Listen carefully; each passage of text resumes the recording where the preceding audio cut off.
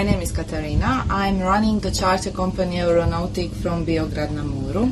We have a fleet of 72 boats, mainly sailing boats, which are divided into bases. One base is in Beograd na Muru and the other base is in Pirovac. So our main service is charter business. That means that we are chartering boats to different people from different European and wider countries.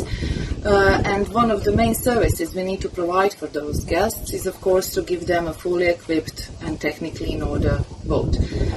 One of the main challenges is actually how to do the check-in. You have a client who was traveling for a long time or a short time, whatever, but every time when they come they are pretty tired because it's very hot, and you need to make them pay attention for like half an hour or 45 minutes, which is always a very big challenge. When we first heard about the IIS, we were a little bit skeptic, but then when we tried it out and figured it out, it's a revolutionary product that really shortens the time of the check-in, at least in matter of counting the equipment on the boat.